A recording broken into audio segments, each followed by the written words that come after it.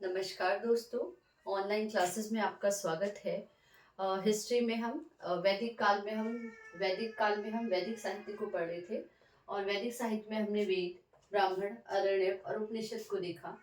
जो वैदिक साहित्य के जो ग्रंथ हैं वो 1500 से लेकर 600 ईस्वी के बीच में उसी काल में नहीं लिखे गए हैं। जैसे ये बाद में लिखा गया है, जैसे कहानियों को सुन के किसी ने लिख दिया, तो बाद में ये ग्रंथ जो लिखे गए हैं, इसलिए ये तत्कालीन जो है तो तुरंत नहीं लिखा गया है, क्योंकि उस समय के जो लोग थे, वैदिक काल के जो लोग थे, उन्हें लिपि का ज्ञान नहीं था। इसलिए वैदिक काल को हम आद ऐतिहासिक काल में रखते हैं। किस में रखते हैं? हम आद ऐतिहासिक काल में रखते हैं, क्योंकि लोगों को जो है लिखने का या पढ़ने का, लिपि का ज्ञान नहीं था। ठीक है। तो वैदिक साहित्य के जो ग्रंथ थे वो 1500 से लेकर 600 बीसी के मध्य नहीं लिखे गए हैं, क्योंकि वैदिक काल के लोगों को लिपि का ज्ञान नहीं था। वैदिक साहित्य में हम सबसे पहले देखते हैं वेद।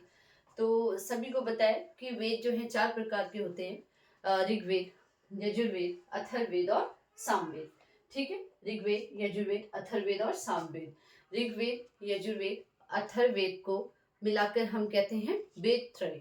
वेद त्रय किन किन वेदों से मिलकर बना है? ऋग्वेद, आपके यजुर्वेद और अथर्ववेद। ठीक है।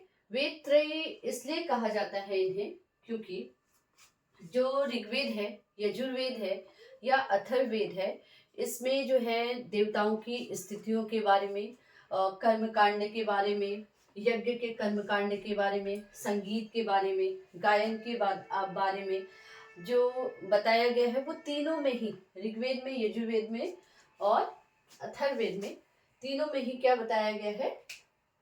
अथर्ववेद, अथर्ववेद, तीनों में ही क्या बताया गया है? जो तीनों की विषय वस्तु है वो सेम है।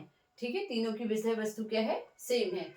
क्यों? और जो आपका सामवेद है ये बिल्कुल अलग है। अभी तक क्या हो रहा था? तीनों वेदों में भगवान की स्तुति के बारे में, यज्ञों के बारे में, कर्मकांडों के बारे में, संगीत के बारे में और गायन के बारे में बताया जा रहा था। लेकिन जब सामवेद आया, इन तीनों वेद से एकदम अलग था। इसमें जादू टोना के बारे में और आपके वंशीकरण के बारे में और तंत्र मंत्र के बारे में, औषधियों के बारे में और कीटों के काटने पर उनसे बचने के उपायों के बारे में, या पशु पक्षियों के काटने पर उसके बचने से उपायों के बारे में जो है वो लिखा बताया गया है। किसमें? सामवेद में। तो सामवेद जो है वो एकदम से अलग, उसमें जो है, जो उसकी विषय वस्तु थी एकदम से हट के थी। ठीक है। और ये ऋग्वेद, यजुर्वेद और अथर्ववेद में, तीनों में क्या था? तीनों की विषय वस्तु लगभग एक जैसी थी। देवताओं के बारे में, उनके यज्ञों के बारे में, कर्मकांडों के बारे में, संगीत, गायन, इन सब के बारे में था। लेकिन सामवेद में क्या था? बिल्कुल हटके, जादू टोना, तंत्र मंत्र, वंशीकरण और आपके औषधियां, कीटों से बचने के उपाय, ये सब किसमें थे? सामवेद में थे। ठीक है। तो उसके बाद आते हैं हम ब्राह्मण में। तो ब्राह्मण जो है, जैसे वेद में जो भी वेदों के बारे में जानकारी थी, तो वो जनमानस में, यानी कि सामान्य लोगों में सरल भाषा में एक गद्य के रूप में जो प्रस्तुत किया गया है, वो किसमें किया गया है? ब्राह्मण ब्राह्मण में। फिर आते हैं आपके अरण्यक। तो अरण्यक में क्या है? आपके दार्शनिक व रहस्यमय सिद्धांतों का जो वर्णन मिलता है, वो किसमें मिलता है? हमने हमारे अरण्यक में। और ब्राह्मण में क्या है?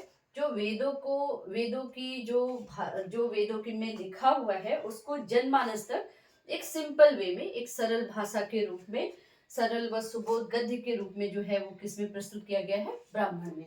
और अरण्यक में दार्शनिक व रहस्यमय सिद्धांत जो है इसमें मिलते हैं। किसमें मिलते हैं? अरण्यक में। अब देखिए, उपनिषद जो है, उपनिषद को वेदांग भी कहते हैं। उपनिषद को क्या कहते हैं? हम वेदांग भी कहते हैं। और उपनिषद 2 शब्दों से मिलकर बना है, उप और निश। उप मतलब समीप और निश मतलब बैठना। तो इसमें क्या है? आपका जो भी आत्मा और परमात्मा या ब्रह्म के बारे में चर्चा होती थी, गुरु और शिष्य बैठ गए और गुरु ज्ञान दे रहे हैं और बच्चे ले रहे हैं, तो आत्मा, परमात्मा, ब्रह्म के विषय में जो ज्ञान प्राप्त करता था, वो किसमें करता था? आपके उपनिषद में। और उपनिषद को हम क्या कहते हैं? वेदांग भी कहते हैं। तो कभी कभी क्वेश्चन पूछा जा सकता है कि उपनिषद को और किस नाम से जानते हैं? वेदांग के नाम से जानते हैं। और ऋग्वेद, यजुर्वेद, अथर्ववेद को सम्मिलित रूप से हम क्या किस तीनों को मिलकर क्या किस रूप में हम जानते हैं, तो वेदत्रयी के रूप में जानते हैं। जादू टोना टोटका तंत्र मंत्र किस वेद में इसका वर्णन मिलता है, तो सामवेद में मिलता है।